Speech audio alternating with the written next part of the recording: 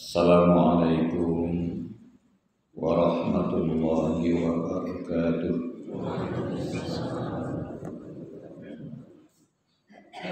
Alhamdulillahi rabbil alamin. Hamdan na'imin, hamdan syakirin, hamdan yuwafi ni'amahu wa yukafi mazidah. Ya Rabbana lakal hamdu kama yanbaghi li jalali wajhika wa 'azimi sultanik. Asyhadu an la ilaha illallah wahdahu la syarika lah. Wa asyhadu anna Muhammadan 'abduhu wa rasuluhu la nabiyya ba'dah. Allahumma salli wa sallim ala Muhammad wa ala alihi wa sahbihi ajma'in. Qala Allah ta'ala fil Qur'anil Karim. A'udzu billahi minasy syaithanir rajim. Bismillahirrahmanirrahim.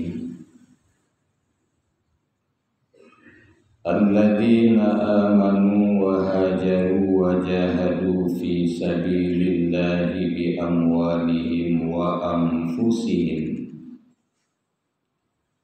a'zamu darajatan 'indallah wa ulaika humul faizun. Shadaqallahul 'azim. Bapak-bapak dan ibu-ibu jamaah salat subuh rahimakumullah, puji dan syukur kita persembahkan kehadirat Allah Subhanahu wa ta'ala. Subuh ini rahmat dan karunia Allah masih menyertai kita. Kita masih hidup, masih sehat, masih dapat ke masjid. Mudah-mudahan ibadah kita diterima sebagai amal soleh di sisi Allah Subhanahu wa ta'ala. Salawat dan salam kita mohonkan kepada Allah untuk Nabi kita Muhammad sallallahu alaihi wasallam yang telah meninggalkan pedoman hidup kita, Al-Quran dan Sunnah. Firman Allah dalam surat At-Taubah ayat 20. Alladzina amanu, orang-orang yang beriman. Wa hajaru, orang-orang yang berhijrah. Wa jahadu fi sabilillahi bi amwalihim wa anfusihim. Dan orang-orang yang berjihad di jalan Allah dengan harta dan diri mereka. A'zamu darajatan 'indallah, diangkat derajatnya oleh Allah ke derajat yang tinggi. Wa ulaika humul faizun, dan mereka itulah orang-orang yang mendapat kemenangan di sisi Allah. 3 macam kata Allah kalau kita ingin mendapat derajat yang tinggi di sisi Allah dan termasuk golongan orang yang menang atau beruntung. Pertama, aman, iman. Kenapa? Karena iman inilah penentu hidup kita di dunia kini dan di akhirat nanti. Kalau di dunia kita punya iman yang kuat, hidup nyaman, hati tentram. Ibadah tidak sulit. Kedurhakaan, kemaksiatan gampang untuk diusir. Jadi kalau kita lihat sekarang, orang-orang yang taat beribadah berubudiyah kepada Allah. Kenapa bisa? Karena dia punya iman yang kuat. Dan kenapa di satu sisi banyak orang yang melakukan kejahatan, yang sibuk dengan dunia dan kemaksiatan, bahkan membela kemaksiatan, dosa, karena dia tidak punya iman atau lemah iman. Nah, kini kalau kita bandingkan Bapak dan Ibu, entah separuh-separuh orang yang beriman dengan yang tidak beriman. Dan yang membela kejahatan itu juga cukup banyak. Itu yang disebut dengan dayus. Bukan memberantas kejahatan, tapi membela. Kalau dicari dulu pernah di Jakarta ada Alexis, tempat maksiat kelas kakap. Yang pai kesenan mungkin setingkat menteri, setingkat anggota DPR RI,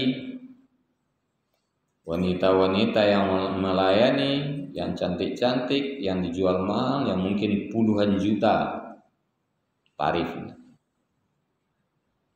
Tapi saat ditutup oleh gubernur, banyak yang senang, tapi banyak yang ribut, marah. Coba bayangkan, maksiat diberantas, dia marah. Ini yang terjadi. Kemarin ini ada lagi tempat pesta Halloween, pesta miras. Bebas miras di sana, apapun jenis alkohol. Ramai di sana orang-orang hebat, orang-orang kaya. Ditutup, ribut. Bahkan komentarnya seolah-olah membela rakyat. Coba bayangkan, kalau ditutup oleh ini seluruh Indonesia, mungkin ribuan karyawannya mulai besok menganggur. Kalau ditanya kawan, biarlahnya menganggur, pada makan gaji haram. Biarlahnya cari nelayan yang halal. Sebabnya kerajaan sini jadi pelayan-pelayan maksiat, dosa. Jadi kalau kita lihat sekarang, banyak orang yang biasa melakukan kejahatan, melakukan dosa atau membela kejahatan. Itu yang menjadi persoalan adalah iman. Di akhirat juga demikian. Untuk beribadah seperti sekarang. Kenapa bisa kita ke masjid, ibu-ibu, bapak-bapak 5 waktu sehari semalam? Ya iman. Orang yang tidak beriman, Pak, yang lemah iman, kini masih lama lalu itu. Masih lama lalu. Ya doanya corong ni kapang katalimo, adong kajagoy ni. Sekarang malah sudah mulai dayus tadi muncul. Kenapa saya katakan dayus? Kan banyak lo orang merang kalau mik karyawan. Itu Pak. Ini tu. Banyak lo orang merang karyawan mik madok ke rumah madok je. Ya sisu mik ke madok ke rumah le. Kok baru buat rumah sinan ngasinan buat. Cali corong mik ke madok corong mik. Buat rumah rakyat na indak madok corong mik. Aku corong mik saji lah nambah basalan. Itu terjadi. Tak pergi ke tengah rimbo ni buat rumah ndak terang azan JL. Kalau gak sakit lo pangkat telingo untuk menang azan. Apa yang salah? Iman. Jadi kalau kita lemah, kita hancur dunia akhirat. Tapi kalau iman kita kuat, dunia kita selamat, di akhirat kita juga selamat. Nabi Muhammad SAW hijrah. Itu modalnya iman. Kenapa dikatakan iman? Karena saat akan hijrah itulah puncak kemarahan orang kafir kepada Nabi. Sebelum itu belum ada niat untuk membunuh Nabi. Tapi saat hijrah akan terjadi, Muhammad itu memang mau dibunuh, dihabisi. Apalagi ketika diketahui Muhammad ada rencana hijrah ke Madinah. Sudah diperkirakan kafir Quraisy kalau Muhammad sempat lolos ke Madinah. Pendukungnya di Madinah sangat luar biasa. Nanti saat dia kuat, dia kembali ke Mekah, kita akan dihabisi. Memang itu yang menjadi pikiran kafir Quraisy dan akhirnya memang itu yang menjadi kenyataan. Makanya jangan biarkan dia pindah, satu-satunya jalan bunuh Muhammad. Tapi takutkah Nabi Muhammad dibunuh? Tak. Kenapa? Ajal saya bukan di tangan anda ini.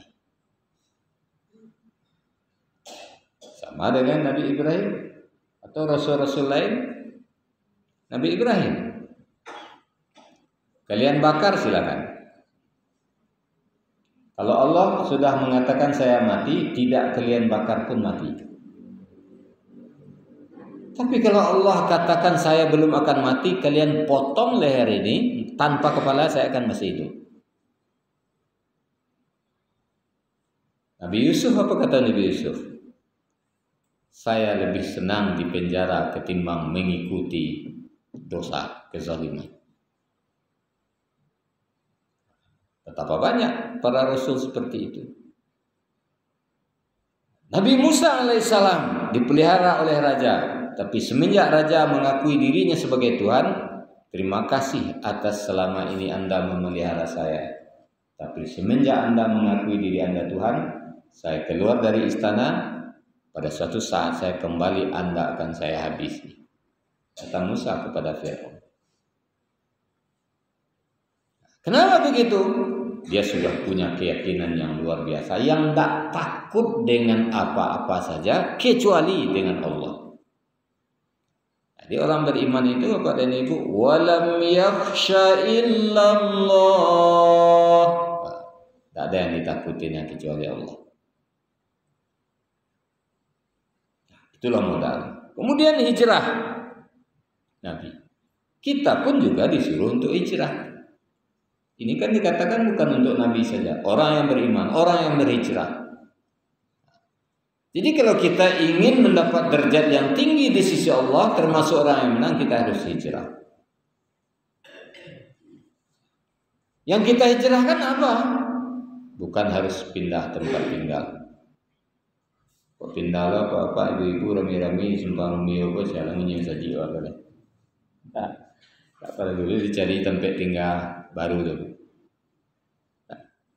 Tapi pindah untuk kita itu salah satu hadis Nabi, al-muhajiru man hajaruz zunubi wal khataya. Pindah dari dosa dan kejahatan, dari malas beribadah menjadi rajin, dari iman lemah menjadi kuat dan kokoh. Biasa malih kamu saji, rajin kamu saji. Biasa ibu-ibu 7 kali gunjang sehari, kini tinggal 3 lah. Itulah hijrah yang nama itu. Bila sudah hijrah lah, kalau habis baru habis hijrah. Ini yang dituntut kepada kita, menghijrahkan diri. Man kana yaumuhu khairan min amsihi fahuwa rabihun. Siapa yang hari ininya lebih baik dari kemarin, inilah orang yang beruntung. Jadi kita harus lakukan evaluasi tiap hari, Bu. Apa perubahan hari ini? Wa man kana yaumuhu misla amsihi fahuwa maghbunun. Siapa yang hari sekarangnya sama saja dengan hari kemarin, dialah orang yang tertipu, orang yang lalai. Wa man kana yaumuhu syarram min amsihi fahuwa mal'unun. Siapa yang hari sekarangnya lebih jelek dari kemarin, dialah orang yang terkutuk, yang dilaknat oleh Allah. Jadi harusnya Pak dan Ibu jika perlu tiap malam jangan kelalok merenung. Ambo jago subuh tadi jam 4. Dari jam 4 subuh sampai kini ibadah ambo pabuat. Yang talalay aku. Yang kurang sempurna apa? Sudah itu harus sonon pabuat sehari. Ada enggak yang patut diminta ampun ke Allah? Ada enggak yang patut dimintaan maaf sesama manusia? So malam kira petang masih takarajon itu. Petang hatiku masih bakare. Kini laba kurang. Lakukan evaluasi itu hari. Perubahan itulah yang dikatakan hijrah. Kalau Nabi memang pindah dari Makkah ke Madinah. Kemudian apa adanya Ibu? Wajahadu fi sabilillah bi amwalihim wa anfusihim. Ingin derajat tinggi termasuk golongan orang yang menang berjihad pada jalan Allah dengan harta dan jiwa sekalipun. Kalau dulu jiwa gampang perang. Ini kan ada perang-perangan. Itu Apollo perang. Adona cie-cieknya di sekitar awaknya dia enggak dua awak. Jadi kalau menggaduan tuh yo. Ininya enggak menggaduan. Toleransi umat Islam ini sebenarnya sangat luar biasa. Kita paling tinggi toleransi kita. Kenapa kita katakan demikian? Di mana umat Islam banyak, non-Islam aman tinggalnya, Pak. Tapi masih ada satu-satu tempat di mana non-Islam banyak, sedikit umat Islam agak merasai tangguhan. Kita terakhir ini tidak begitu mendengar lagi ada gereja yang dibakar. Tapi di Papua masih kita dengar masjid musala dibakar. Kita tidak pernah bikin perda, umpamanya semua pemeluk agama wajib berjilbab, Islam atau tidak Islam tidak ada. Tapi mereka berani bikin perda, tidak boleh rakyatnya pakai jilbab. Bikin perda tidak boleh tambah masjid. Bikin perda tidak boleh pakai mic keluar. Kita tidak pernah melarang lonceng berbunyi hari Minggu. Tidak ada, Pak. Jadi kita sangat toleran. Tapi sayang Sumatera Barat tahun yang lalu tidak tahu kita, Pak. Tidak tahu kita ranking 33 toleransi di Indonesia. Jadi kita nomor 2 intoleran. Nomor satunya Aceh. Nah, nomor 1 tidak toleransi Aceh, nomor 2 Sumbar. Ambo pernah sampai dalam pertemuan forum kerukunan umat beragama. Nah, surveinya siapa yang melakukan? Sianan ditanya, tidak jelek. Nah, ditanya tidak jelek. Jadi makanya Bapak dan Ibu, jihad itu bukan harus berperang, bukan harus mengusir orang. Bisa jihadul kufar, pengaruh kekafiran kita perang. Kita banyak kalah, Pak. Kenapa banyak kalah? Pakaian dipakai pakaian kafir, pakaian non muslim. Mulai Pak, Ustaz, kini kok kalau beli jilbab orang sadonya iyo jilbab sudah tu jilbab bakal yang kali dia. Apakah itu pakaian Islam? Tidak. Kalau pakaian Islam dalam surat An-Nur mengulurkan jilbabnya ke bawah,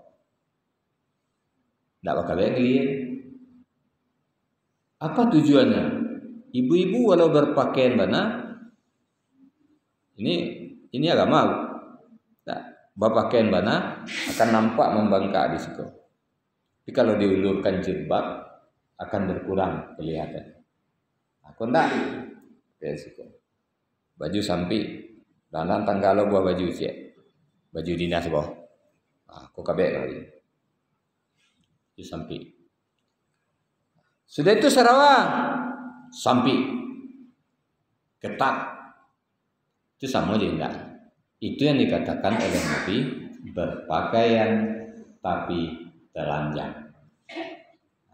Berpakaian tapi telanjang. Dia ada pengaruh. Pakaian siapa seperti itu? Ya pakaian orang kafir, bukan pakaian kita. Jadi kita kalah pengaruh. Kemudian ada jihadul fasad, berjuang melawan kemungkaran. Betapa banyak sekarang kemungkaran. Tapi banyak orang diam. Bahkan di rumah tangga kemungkaran orang diam. Keluarga melakukan dosa segala macam dibela. Itu yang terjadi.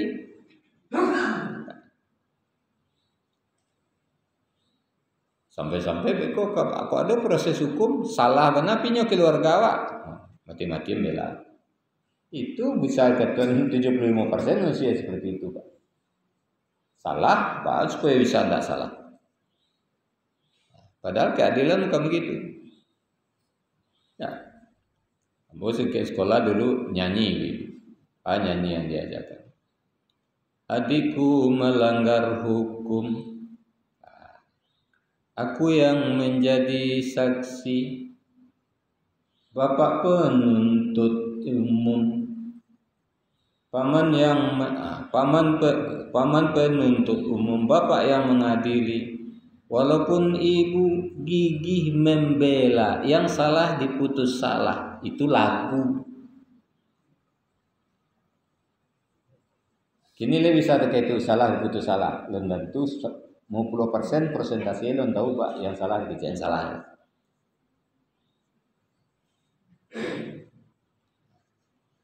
Rata-rata awak anak salah dibela. Jangankan itu. Nah, jadi guru MDA mau merasa Pak ini. Salah nak dan tiap telingo tiap orang kayaknya hari dulu. Solok ko lado guru ngaji laporan polisi. Panggil guru ngaji polisi dia membela anak orang mengaji. Itulah model awak. Jadi awak tidak ingin yang mungkar itu habis. Awak bela. Jihadun nafs, berjuang melawan hawa nafsu. Berapa banyak orang ini? Jangankan berjuang melawan hawa nafsu, memperturutkan hawa nafsu, bahkan mempertuhan nafsu. Kalah perintah Allah dan perintah nafsu. Jihadus syaitan, berjuang melawan setan. Banyak jihad. Menegakkan agama Allah, menghancurkan musuh-musuh Allah, mengusir segala macam bentuk kemaksiatan, itu jihad. Orang yang akan mendapat derajat yang tinggi itu, mendapat kemenangan itu, dia berjihad untuk itu dengan harta dan diri. Kalau dengan harta bisa dengan zakat, infak, wakaf, sedekah. Kalau diri, taruhlah kita tidak mati untuk itu, tapi kita bisa mengorbankan ini nikmat badan yang masih diberi oleh Allah, bisa mewakafkannya untuk agama Allah. Apa yang bisa kita lakukan untuk agama Allah? Jadi Bapak dan Ibu, ini surat At-Taubah ayat 20 yang perlu kita renungkan, kita amalkan dalam kehidupan kita sehari-hari. Kalau kita sudah derajat tertinggi, pasti dalam surga itu sampai neranca di sisi Tuhan. Tapi kalau derajat rendah itu tempat neraka, tempat itu mana? Tempat orang yang tidak punya derajat, ya tempat nanti di akhirat di neraka. Jadi Bapak dan Ibu, barangkali demikian pengajian kita. Assalamualaikum warahmatullahi wabarakatuh. Kemudian